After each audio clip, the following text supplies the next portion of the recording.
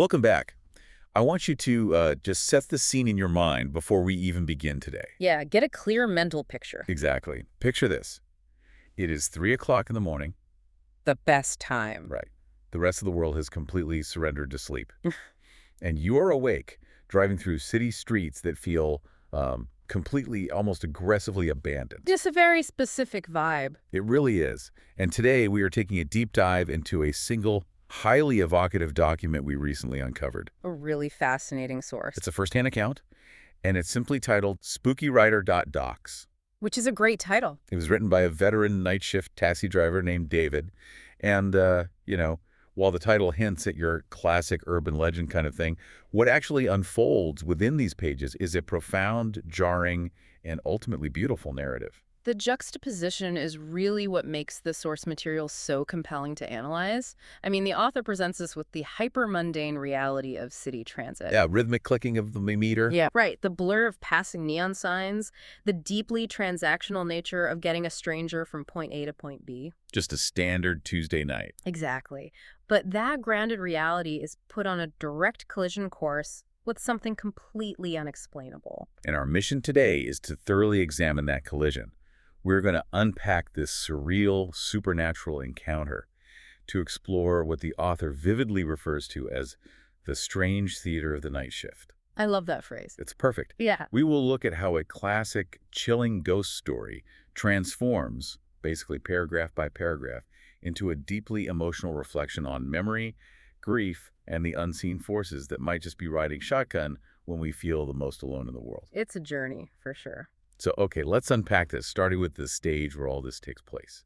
Well, the author spends a significant portion of the opening just establishing the atmosphere of the night shift, categorizing the typical cast of characters that occupy the back seat after midnight. Yeah, he really sets it up. It is a completely different psychological ecosystem compared to, say, the daytime commute. Oh, totally. He paints such a vivid picture of these passengers. He details the late-night revelers whose only ambition is to just survive the ride home. And sleep off the alcohol. Right. He describes the off-key singers belting out melodies with a conviction that completely ignores their lack of talent. We've all been there. We have. And then the silent swayers, those quiet souls lost in the rhythm of music only they can hear. But he saves his most poignant description for the people he calls the philosophers of the night. That specific phrasing is brilliant. It really is. Calling them philosophers of the night elevates the narrative from a simple driving log to an observation of human vulnerability. Yeah, because alcohol, exhaustion, and just the deep isolation of that hour combine to strip away the social filters we meticulously maintain during the day. Precisely. Suddenly, a stranger in the back seat is unearthing deeply nostalgic childhood memories. Or confessing long-buried, agonizing heartbreaks. To a driver they know they will never see again. It creates this fascinating dynamic where the taxi ceases to be just a car. People are pouring out secrets they wouldn't dare whisper in the daylight. If we connect this to the bigger picture, the author is perfectly describing the taxi as a classic liminal space. Right. In psychology and anthropology, a liminal space is a transitional zone. You have left your point of origin, but you have not yet arrived at your destination. You exist in an in-between state. Yes. When you apply that to a moving vehicle at 2 in the morning, the normal social contract completely dissolves. The car becomes a moving confessional booth. Wow, yeah. The forward-facing seating arrangement means the driver and passenger rarely make direct eye contact, which heavily mimics a psychoanalytic couch, The driver becomes a phantom listener. absorbing the weight of all these midnight confessions. So put yourself in that exact environment for a moment. Imagine the rhythmic hum of the tires rolling over empty asphalt. Picture the soft, ambient glow of the dashboard gauges casting long, strange shadows into the back seat. It's almost hypnotic. Exactly. In an environment like that, your brain is already processing a slightly altered version of reality. The boundaries of what is normal feel incredibly blurred. It perfectly primes the reader and David himself for the disruption that is about to occur. Because when your baseline reality is an endless parade of eccentric characters and heavy emotional unburdening, your threshold for the bizarre is incredibly high.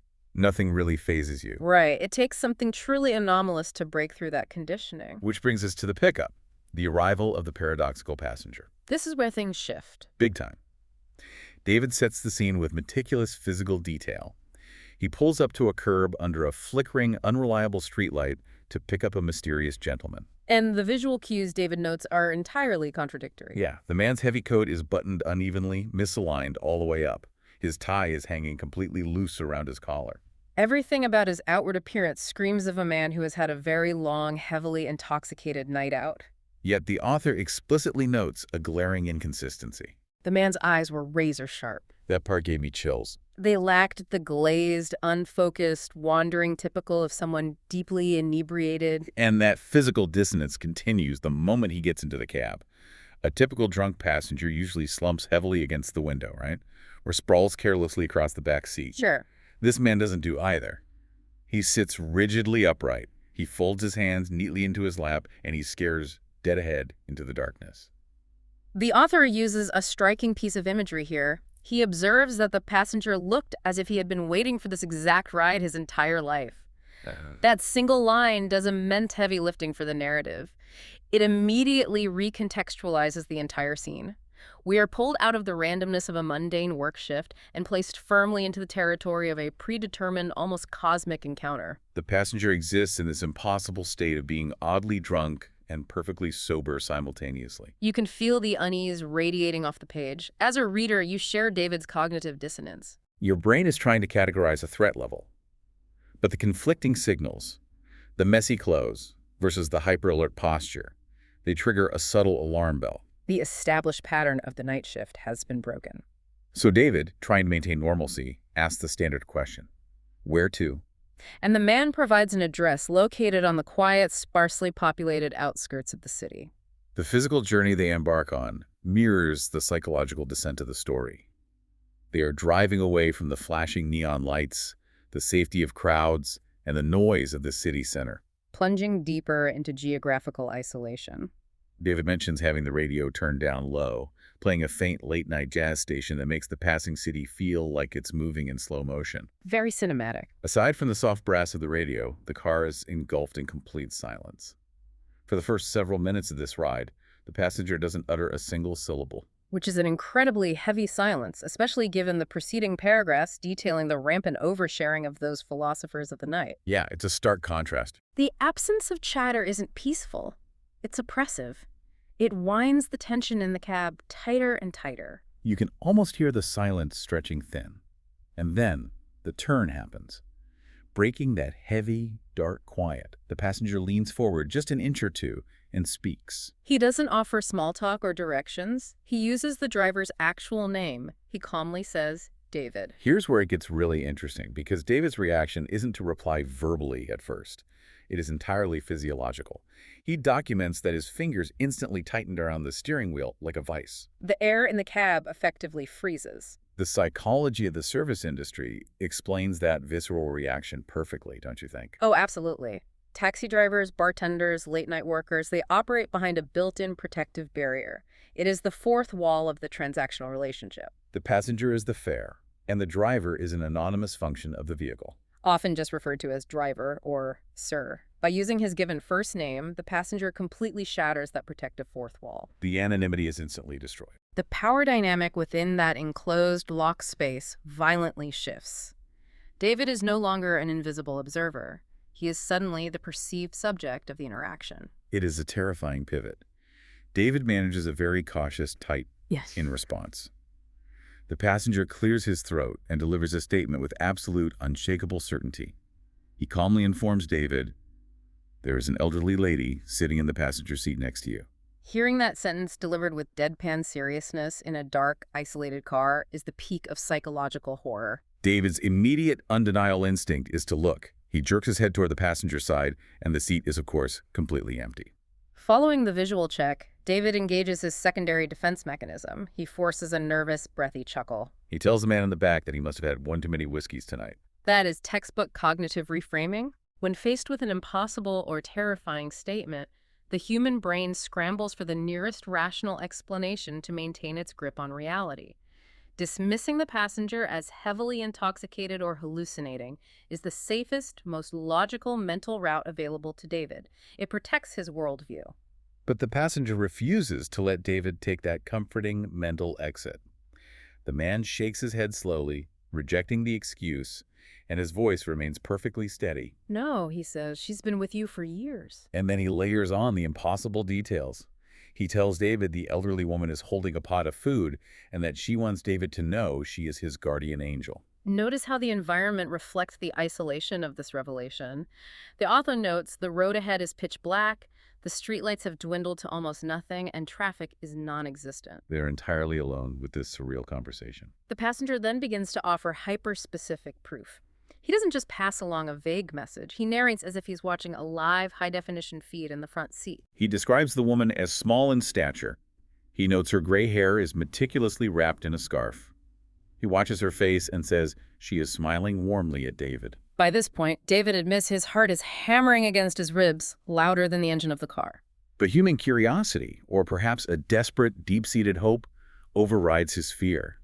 He can't stop himself from asking, what else does she look like? What's fascinating here is how the narrative weaponizes specificity to break down skepticism. Yes. If the passenger had merely offered vague platitudes like, an older woman in the light is watching over you. The skeptical mind could easily dismiss it as a cold read. Exactly, a lucky guess by an observant drunk.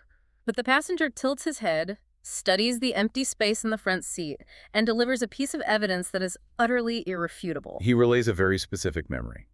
The passenger says the woman looks like she knows David intimately. She wants him to remember how he used to sit with her in her tiny kitchen while she cooked. And the absolute clincher. The clincher.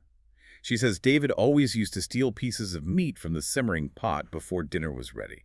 That single sentence completely dismantles David's reality. The document reveals that this was a highly guarded, intimate memory of his grandmother. She was the matriarch who raised him while his parents worked grueling hours to keep the family afloat. He vividly remembers the exact smell of her cramped kitchen, the roasted spices, the rich, simmering stews. He used to sneak those bites of meat when her back was turned, but she always caught him. David explicitly notes in the text that he had not told anyone that story in years. It was not a detail a stranger could simply guess, nor was it something he had casually mentioned to previous fairs. That hyper-specific detail shifts the entire genre of the story in real time.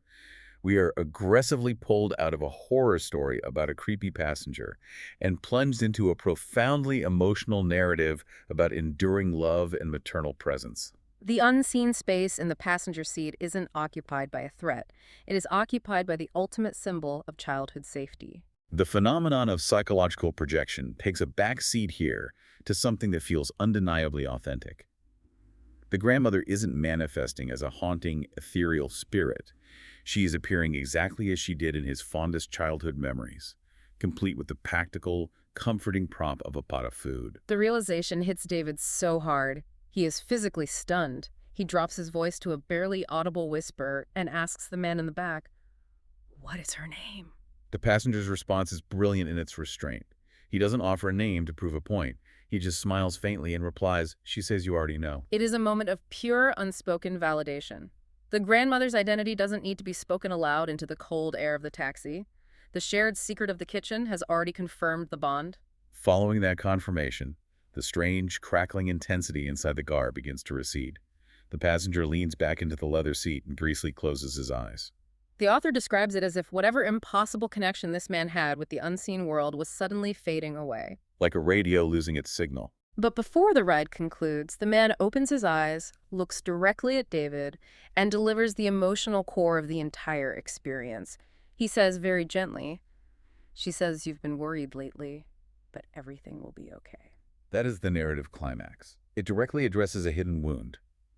Throughout the document, David hasn't explicitly mentioned his personal struggles or anxieties, but this impossible passenger sees right through his professional veneer. It acknowledges the unseen burdens, the quiet panics we all carry, and offers the ultimate reassurance from the exact person whose comfort David likely craves the most. David is left completely speechless.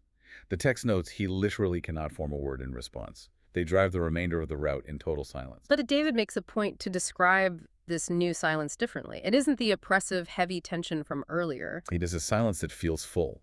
It is thick with comfort. The atmospheric dread has entirely evaporated, replaced by a profound sense of peace. They finally arrive at the destination, a dimly lit house at the end of a quiet road. The passenger steps out of the car, and just as oddly as he entered, his physicality has transformed again. The text notes he is now moving perfectly steadily. He appears almost completely sober, stripped of that earlier clumsiness. Before he closes the heavy car door, he leans down, looks through the window at David one last time, and simply says, "Take care of yourself, David." Yeah. He turns and disappears down the dark path. But the encounter does not actually end when the passenger leaves the frame. The author provides us with an incredible olfactory climax. David is left sitting alone in the idling taxi, his hands still gripping the steering wheel, staring blankly at the empty leather of the passenger seat. And for a fraction of a second, just long enough to make his heart skip a beat, the air in the cab fundamentally changes. David swears he smells it, the distinct, undeniably comforting aroma of his grandmother's kitchen. The roasted spices, the rich, simmering meat, warm, deeply familiar, and unmistakably real. We have to examine the science behind that specific sensory choice because it elevates the narrative brilliantly. The author is describing the Proustian effect. All right.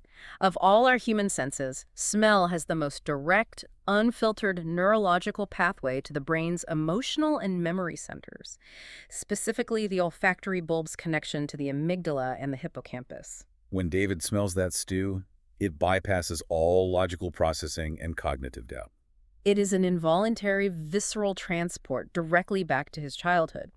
Ending the encounter with that scent grounds this ethereal, supernatural event in harsh biological reality. It tells David's brain that what just happened wasn't a stress-induced hallucination, it was real. So what does this all mean? When we peel back the layers of the spooky late-night cab ride, this document is fundamentally tapping into something incredibly raw and human. It highlights our universal desire for continuity and conflict. It asks you to entertain the profoundly beautiful idea that the people who loved us most, the people who raised us, never actually leave our side. They are still there, riding shotgun, especially during the darkest, loneliest stretches of our lives when we feel utterly abandoned. It operates as a masterclass in exploring grief and enduring love. We carry our lost loved ones with us. Sometimes the weight of that memory manifests when we least expect it, but exactly when we need it the most. The document concludes by describing David's new reality. He slowly pulls his taxi away from the curb and continues driving into the quiet, dark night.